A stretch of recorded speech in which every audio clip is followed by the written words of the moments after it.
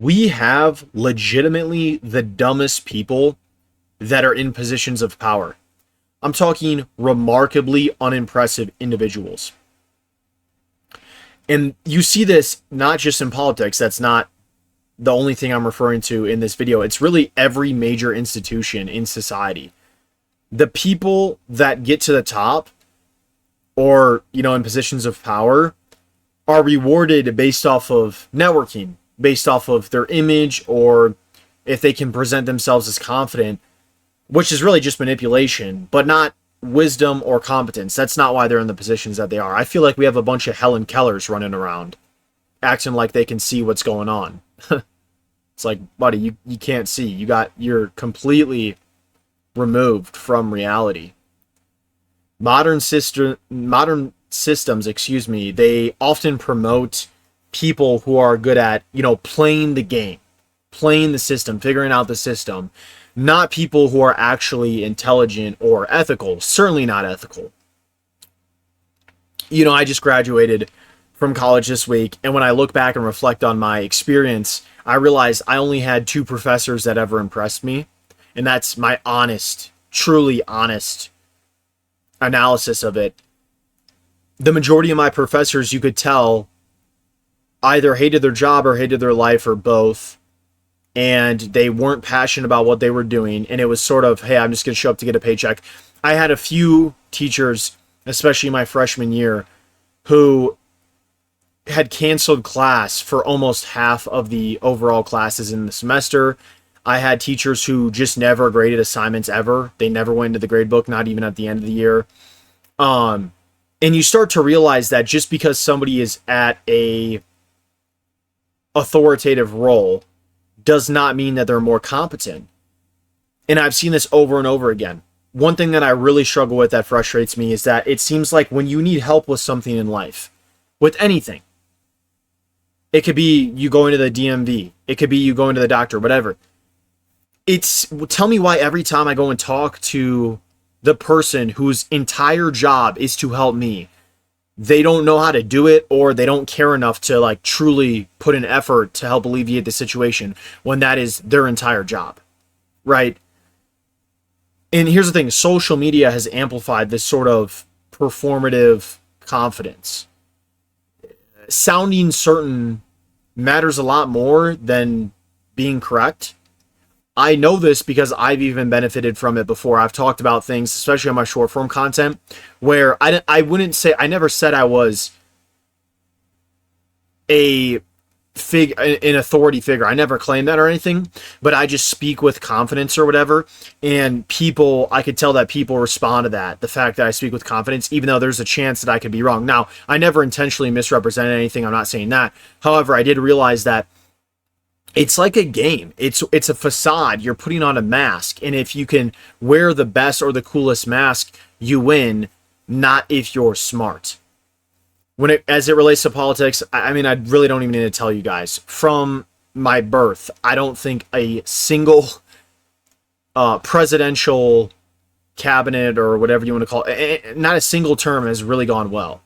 It's just one bad leader, and then people are like, hey, that guy kind of sucked. Let's go to a different one. And then that guy sucks. And they're like, hey, that guy kind of sucks. So it's a perpetual, state of motion that we've been thrown into when it comes to politics, the geopolitical landscape. But yeah, it's frustrating because you try and you try and you try, and the people that are just in higher positions than you, it seems like they couldn't care less. Think about it in terms of work. Most people that are listening to this video probably have had a job, or they currently have a job. And you'll notice this is like a universal experience. Your boss does less work than you. They get paid more than you, but for the most part, they do less work than you. And they just kind of tell people what to do. In my last job, my boss, she would sit in her office all day, really heavy set woman. And she was extremely two-faced, extremely bitter, didn't like people. And all she would ever do is tell us employees what to do, but she never led from the front. She just wasn't impressive. I remember there was one time I had to help this customer with something that I truly didn't know how to do, and the customer was mad at me on behalf of the company that I was working for, right? And so it's like it's a basic customer service story where they're yelling at you, but really you're just an employee. And so I'm like, hey, I'm going to go ahead and talk to my manager. So I go in the back, and it's obviously, it's sealed off the back, so no customers can go out there. And then I go to my boss, and I'm like, hey, this is the story I'm telling her. And she's like, oh, just tell him this, this, and this. And I'm thinking in my head, that's not going to work. But I got to go out and I do it, and then they're getting even more pissed off. They're like, get your manager right now. Get your manager right now. So I go in the back again, and I'm like, hey, don't shoot the messenger, but these people, they want to see you. And she's like, oh, just tell them that there's nothing that I can do that you can't do. And I'm like, bro, like that's kind of irrelevant at this point. It's like they need to see the authority figure here. And, my boss doesn't do anything, so I go back out. I'm just sitting there trying to alleviate the whole situation. And finally I see her come, and then in the end, she just gets in a huge fight with these people. And, they storm out of the store. But guess what happens? Every time you open a case for someone, right, which I had to do at my job, at the end of it, when I have to close a case, which inevitably I have to, they get sent a text message to their phone that says rate your experience. But when it says rate your experience, really what it does is it's a direct reflection of me. Like when they rate it, it goes in the system as somebody was helped out by Jet Franzen. That's who they were helped out by. And you get graded you get like reports, performance reports, and a lot of that is based off the customer experience. So these people gave me a 0 out of 5 star because my boss just complained to them and was talking trash. And I guess that, I'm getting a little bit long-winded in this example here, but you can see what I'm talking about. It's like in life, these weird situations happen over and over again where you're just like, how did you get to where you're at? Like, you don't know what's going on. And what really sucks is that a lot of life has to do with seniority, or like people that are older have obviously been in a situation longer and therefore they get something.